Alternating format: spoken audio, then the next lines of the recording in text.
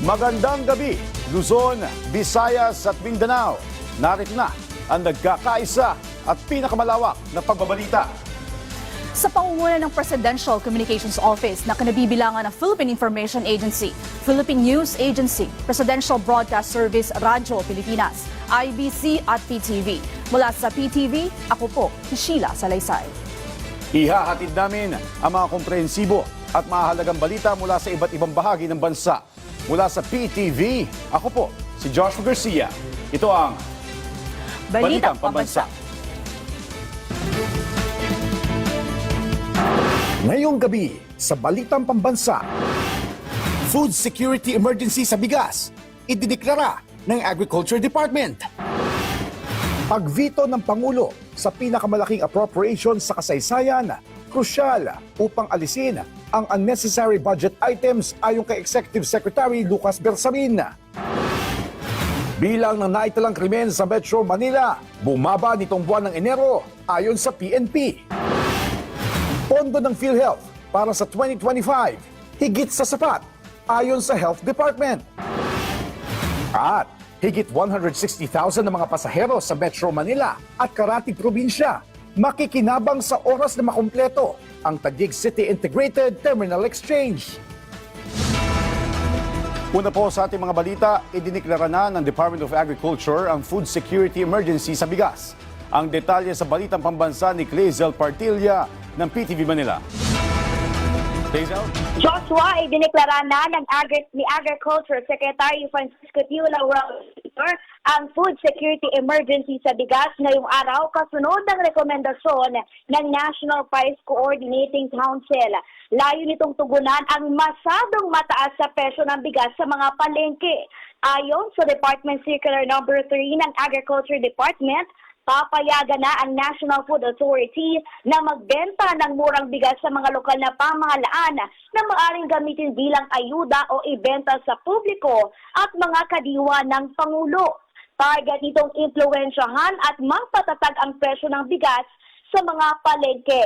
At batay sa text message na ipinadala ni NFA Administrator Larry Lacson, pinatataas na nila yung supply ng NFA rice sa NCR para dito unang ibuhos yung mga NFA rice dahil itong Metro Manila nakapagtala yung may mga matataas na presyo ng bigas.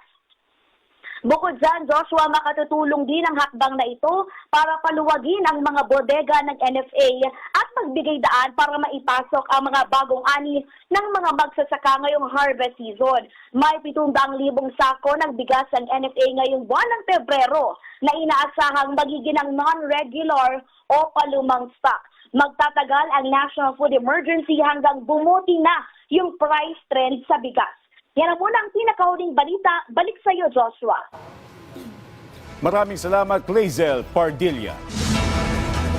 Pinabura ng ilang mambabatas ang pagdedeklara ng National Food Security Emergency para mapababa ang presyo ng bigas.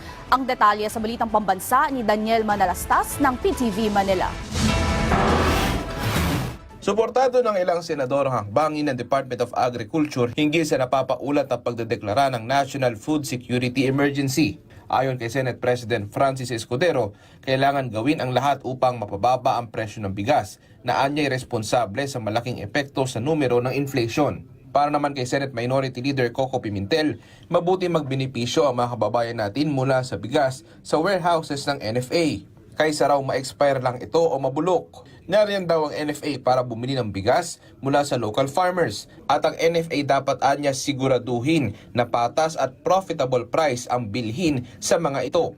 Hinggil naman sa posibleng egg shortage at pagtaas ng presyo, mungkahi ni Senator Sherwin Gatchalian sa Agriculture Department ay maging maingat upang maiwasang makapasok ang highly pathogenic avian influenza.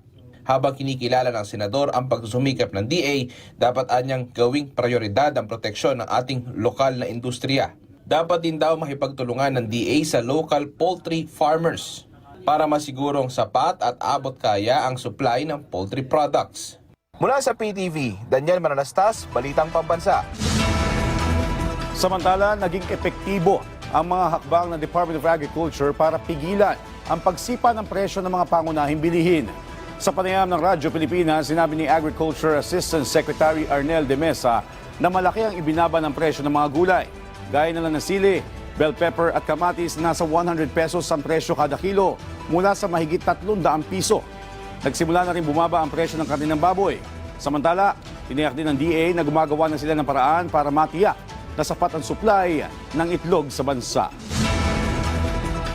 Ipinamahagi ng Department of Agriculture ang nasa 100,000 sako ng bigas na donasyon ng South Korea. Pinangunahan ito ni Agriculture Secretary Francisco Chu Laurel Jr.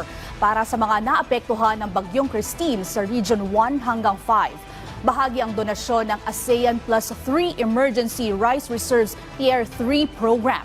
Ayon kay Secretary Laurel, mahalaga ito para suportahan ang rehabilitasyon ng bansa matapos ang sunod-sunod na pagtama ng bagyo sa Pilipinas.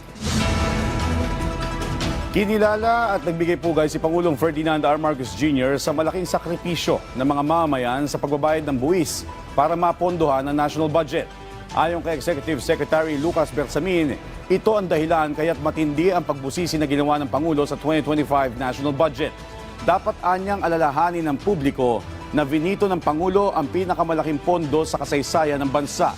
Binigyan din ni Bersamin na si Pangulong Marcos Jr. din ang kauna-unahang Pangulo na personal na inisa-isa at tinanggal ang mga hindi mahalagang proyekto sa national budget at inilipat ang pondo sa mas mahalagang proyekto.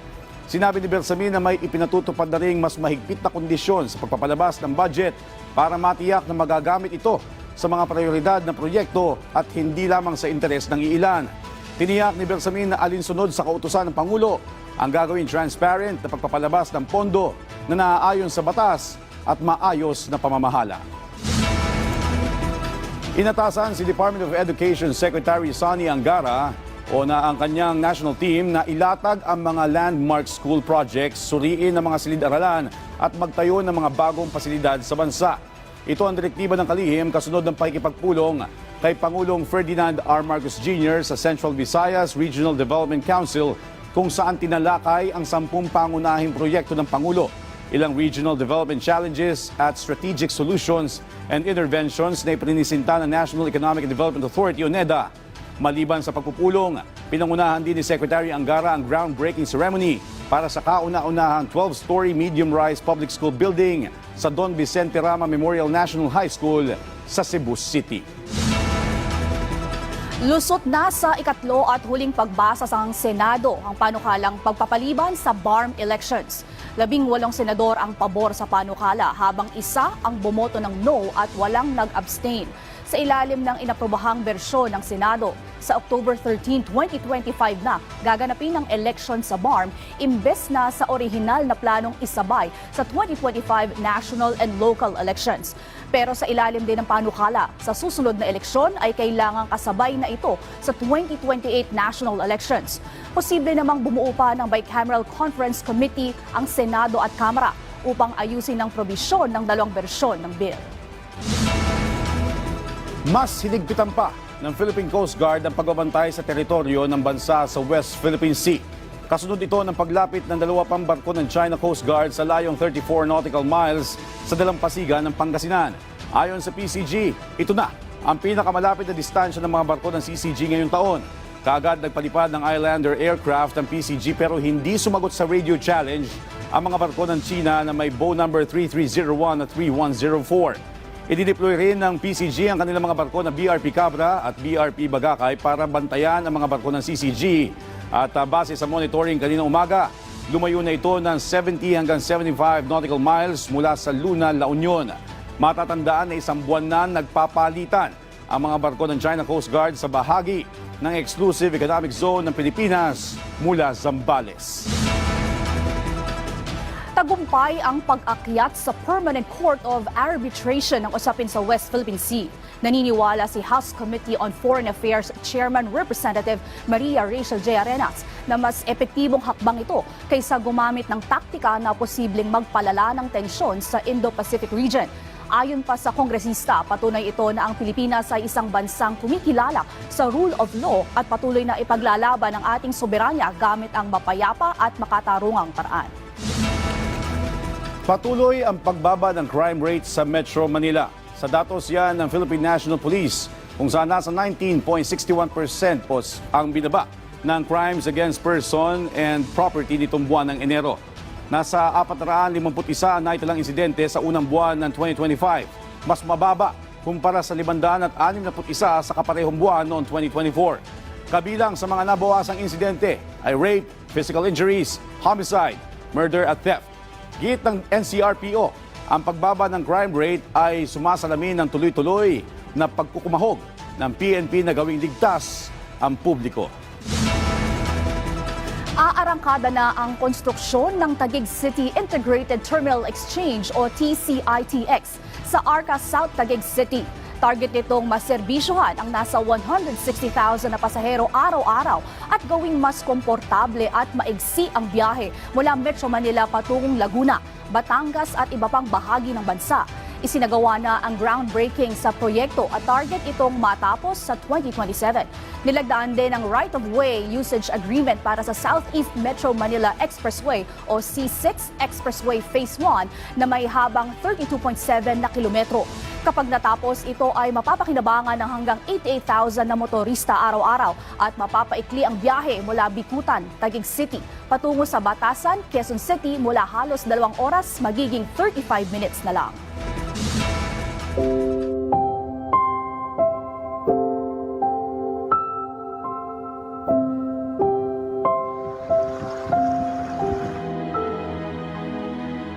Sa likod ng makulay na pasilyo ng Bago City, Negros Occidental ay ang kanilang ipinagmamalaking kasaysayan at relihiyosong mga kapistahan. Ngunit, kapag dangalang siyang sinasambit, maituturing rin ang pagbisita ni Presidente Ferdinand Bongbong Marcos Jr. na isang makasaysayang pagtatagpo nang namigay siya ng support services sa mga benepisyaryong agraryo. Itong programang pang-agrikultura ng pamahalaan natin ay nagpapakita lamang ng seryosong pagkilos ng administrasyon upang matulungan kayo na magkaroon ng higit na kakayahan, kasanayan at mga pagkakataon sa pag-unlad. Ang project split ay nakapagpamahagi na ng 2,677 na mga klowas na katumbas ng 2,784 na ektarya at ito ay magpapatuloy. Kinikilala rin ng punong ehekutibo ang mga magsasaka bilang mga bagong bayani ng bansa para sa taong bayan. Isa na rito si Rolando Olaira Sr. Masadyahan ako kag nalipay ako naging sa amo ni sitwasyon ko alalayan niya. Madamo gid nga salamat President Bongbong Marcos kag Senar. Ilang buwan bago ang Hatol ng Bayan 2025, binigyan diin ni House Senior Deputy Majority Leader Sandro Marcos ang kahalagahan ng tungkulin ng mga pampublikong opisyal sa bansa. Sa flag raising ceremony ng Kamara, iginiit ni Congressman Marcos na ang public service ay hindi lamang trabaho, kundi isang lifelong commitment. Nakasalalay niya sa mga lingkod bayan ang kinabukasan ng bawat komunidad sa bansa, kaya't nararapat lang na gawin nila ang kanilang tungkulin sa pinakamabuti at pinakamagandang paraan. Sa Kamara, tiniyak ng kongresista na bawat panukala na kanilang inihahain at bawat hakbang na kanilang isinusulong nakaayon sa tamang prinsipyo, makabubuti para sa mga Pilipino at sumasalamin sa ating mga kaugalian. The privilege of serving the public comes with a profound responsibility to listen, to understand, and to act. Our role is not merely to speak, but to ensure that the voices of the unheard are amplified and addressed. Every bill we propose, every law we pass, every reform we champion must be grounded in the principle that governance exists not to rule, but to uplift. Muling tiniyak ng PhilHealth ang sapat na pondo para sa benepisyo ng mga miyembro ngayong 2025. Ayon sa PhilHealth, umaandar na ang paggamit sa 284 billion corporate operating budget ng ahensya. Nakapaloob dito ang budget para sa 10% pagtaas ng mga benepisyo. Itataas rin ng PhilHealth ang case rate para sa mga pinakaginagamit na benepisyo, kabilang ang community-acquired pneumonia, hypertension, animal bites at iba pa. Sa layuning mapasigla ang coconut industry sa Pilipinas, plano ng Philippine Coconut Authority na dagdagan ang coconut plantation sa Region 2. Ang detalye sa Balitang Pambansa ni Vivian de Guzman ng Radyo Pilipinas, Tugigaraw. I thus encourage the PCA to continue to uplift their lives of our coconut farmers and empower them to improve their conditions. Sa ika-50 anibersaryo ng Philippine Coconut Authority noong 2023, binigyan diin ng Pangulong Ferdinand Marcos Jr. ang pagpapabuti sa kabuhayan ng mga magninyog sa Pilipinas. Kaya naman, ang Philippine Coconut Authority Region 2 agad na humingi ng suporta sa mga lokal na pamahalaan para tumalima sa direktiba ng Pangulo na magtanim ng 100 milyong puno ng niyog. The help and support and active participation of all LGUs, we will be able to build a more progressive coconut industry dito po sa Region 2. At para mapataas ang produksyon ng niyog, target ng PCA na dagdagan ng 2,000 ang 18,000 ektaryang coconut plantation sa rehiyon. Sa oras na may sakatuparan, pakikinabangan nito ng libo-libong pamilya sa Cagayan na umaasa sa pagninyog gaya ni Tatay Mario. So agyaman na, kadagiti apong ahensya, iti PCA, iti ATI, nagkatwa datang, PCA, ATI, kinikandak mo iti may isang building learning site nga tapno ti kasta basaan mundo pagadalan dagiti padak na farmer iti barangay Baran. Sa pagtutulungan ng Philippine Coconut Authority, mga lokal na pamahalaan at mga magsasaka ng niyog, tiyak na sisigla ang coconut industry sa bagong Pilipinas. Mula sa Radyo Pilipinas Tuguegarao, ako si Vivian de Guzman para sa Balitang Pambansa. Itatayo sa Don Vicente Rama Memorial National High School sa Cebu City ang kauna-unahang medium-rise academic building sa bansa. Ang proyekto ay magkatuwang na itataguyod ng Department of Public Works and Highways at ng Department of Education. Sa groundbreaking ceremony, sinabi ni DPWH Secretary Manuel Bonoan na ang pagtatayo ng gusali ay pagtupad sa pangako ng pamahalaan na mabigyan ng magandang kinabukasan ang kabataan. Ang gusali ay may 12 palapag, 9 na workshops at 42 silid-aralan. Inilunsad ng Department of Information and Communications Technology, MWEL, at Philippine Flying Labs ang kauna-unahang medicine delivery na gumagamit ng drone technology sa bansa at sa buong Southeast Asia. Ang detalye sa Balitang Pambansa ni Fred Moore Cavan ng Philippine Information Agency, Calabarzon. Mas mabilis at madaling akses sa gamot ang hatid ng kauna-unahang medicine drone delivery sa bansa na inilunsad ng DICT katuwang ang MWEL Philippines at Philippine Flying Labs. Pinangunahan ni na DICT Secretary Ivan John Uy at DOH Assistant Secretary Ariel Valencia ang paglulunsad ng proyekto nitong Biyernes sa Barangay Nyugan, Pililla, Rizal. Ito rin ang unang medicine drone delivery sa Southeast Asia na layong maihatid ang gamot sa mga malalayong komunidad. It's the first in Southeast Asia to use this concept of drone delivery to deliver medicine to the remote areas. And we decided to pilot it in a 5th class municipality, 5th class barangay, so that we can really see the impact on the community. Katuwang ng DICT ang MWEL Philippines na nagbibigay ng tech-based healthcare platforms tulad ng Clinic in a Bag na nag-aalok ng serbisyong medikal sa pamamagitan ng teleconsultation. Ayon sa MWEL, malaking hamon sa remote communities ang kakulangan ng akses sa gamot matapos ang teleconsultation, kaya binuo nila ang medicine drone delivery. Kami po ay continuous ang aming collaboration with the ICT. Kung saan man sila mag-establish ng BBM ay nandyan po ang aming commitment na mag-provide po sa kanila ng aming MWEL on the go, yung Clinic in a Bag po namin para ang community na yon ay madali po makakonsulta sa mga doktor kung kailangan po nila. Inaasahang malaking tulong ang proyekto lalo na sa mga senior citizens at persons with disabilities dahil hindi na nila kinakailangang bumiyahe ng malayo para makuha ang kanilang gamot. Sa pamamagitan ng medicine drone delivery, tiwala ang DICT at DOH na mapapalakas nila ang sektor ng kalusugan tungo sa mas abot kamay at dekalidad na serbisyong medikal para sa lahat. Mula sa PIA Calabarzon, Fred Moore Cavan, Balitang Pambansa. Suportado ng Iwahig Prison and Penal Farm sa Puerto Princesa City, Palawan ang mga programa ng Pangulo para sa food security ng bansa. Yan ang balitang pambansa ni Damian Lacasa ng Radyo Pilipinas, Palawan. Kung pagmamasdan, aakalain mong magsasaka ang nagtatanim sa halos 5 ektaryang lupaing ito. Pero ang totoo, mga persons deprived of liberty sila mula sa Iwahig Prison and Penal Farm dito sa Puerto Princesa City, Palawan. Bahagi yan ng reformation programs na naglalayong ihanda sila sa pagbabalik sa malayang lipunan. At dahil isa na itong tourist destination na silamangan pa ng determinasyon ng mga PDL, umabot sa 10 milyong piso ang kinita ng IPPF nitong 2024. Ayon kay IPPF Superintendent Gary Garcia, 5 milyong piso rito ay mula sa palay at rice production, habang aabot naman sa 5 milyong piso ang kinita ng pamunuan mula sa goat raising, lease of lands, tilapia breeding at high-value crops. Ibinibenta yan sa Kadiwa Center bilang suporta sa food security program ng administrasyon ni Pangulong Ferdinand Romualdez Marcos Jr.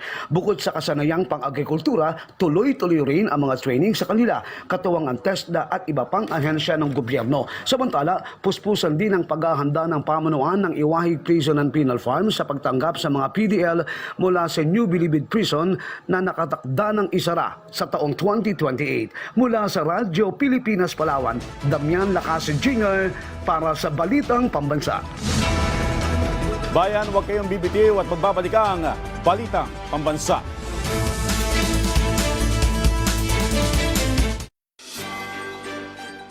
Sama-sama tayo tumutok sa sentro ng mga balita. Bilang mga tagapaghatid nyo ng tapat at napapanahong impormasyon, kasama sila Aljo Bendijo, Naomi Tiburcio, at Angelique Lazo. Sentro Balita. Lunes hanggang Biyernes. Dito lang sa PTV.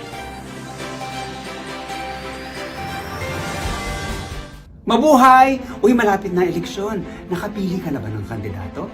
Kung hindi pa, tara! Kilatisin natin ang mga kandidato ng 2025 elections. Busisiin natin ang kanilang mga plataforma at alamin natin kung sino sa kanila ang talagang tutupad ng pangako at kung sino ang nagpapaikot lamang ng ating mundo. Know your candidates. Malapit na. Abangan dito sa PTV.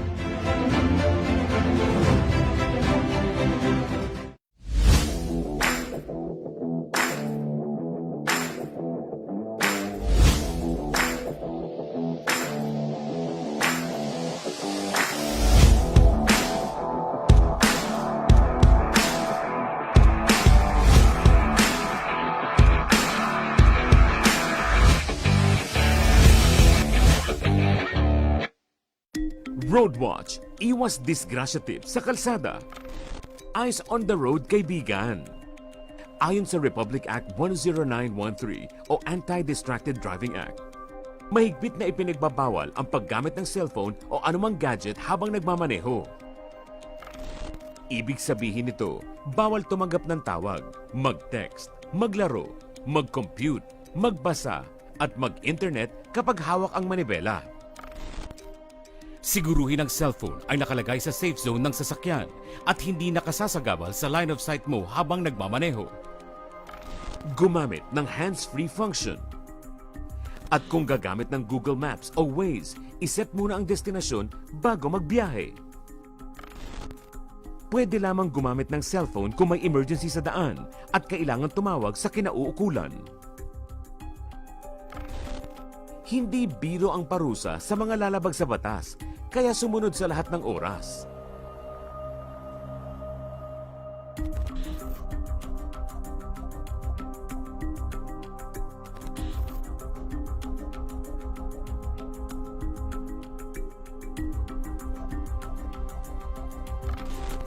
Kapag buhay ang nakataya, dapat listo sa kalsada.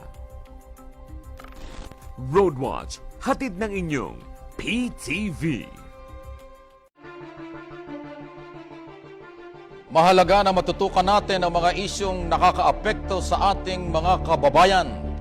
Hindi lang basta tumutuligsa o hindi naghahatid ng mas malalim na pangunawa sa mga usaping pangbayan.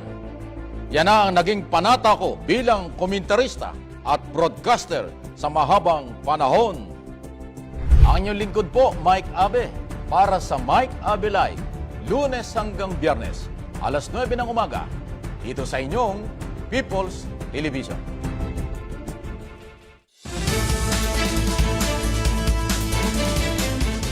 Nationwide job fair ng DOLE sa Region 5, nilahukan ng libo-libong aplikante.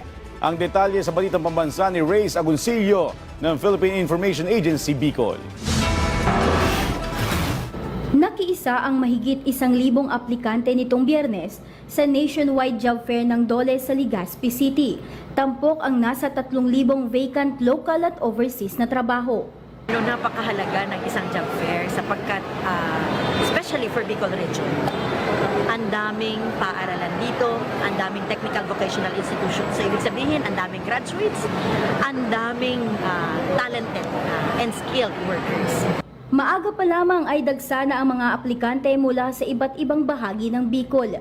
Isa sa mga hired on the spot, ang single mom na mula sa bayan ng Villar. Malaking tulong po ito sa akin kasi katulad po niyan, wala na po akong partner sa buhay. Anak ko na lang ang inspirasyon ko po. Para po ito sa anak ko, ma'am. Layunin ng nationwide job fair na mas padaliin ang paghahanap ng trabaho para sa mga aplikante. Kasabay din sa aktibidad ang kadiwa ng Pangulo Livelihood Fair kung saan na ibibenta ng mga magsasaka at mga micro, small at medium enterprises ang kanilang mga produkto sa mura at abot kayang halaga sa mga mamimili. Para sa Balitang Pambansa, ito po si Raisa Lucido mula sa PIA Albay. 77 LGU sa Calabarzon ang ginawaran ng Gawad Kalasag Seal para sa epektibong pagpapatupad ng Disaster Risk Reduction and Management Programs. Ang detalye sa Balitang Pambansa ni Patricia Bermudez ng Philippine Information Agency, Calabarzon.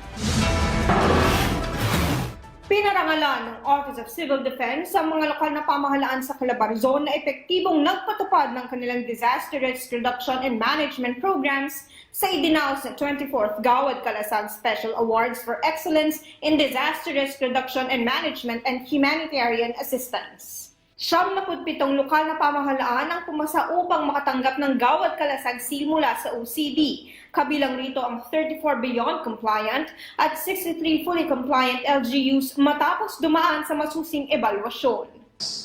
While today we are honoring you with the recognition that you have done well, you have accomplished much in terms of preparations, organizing yourselves.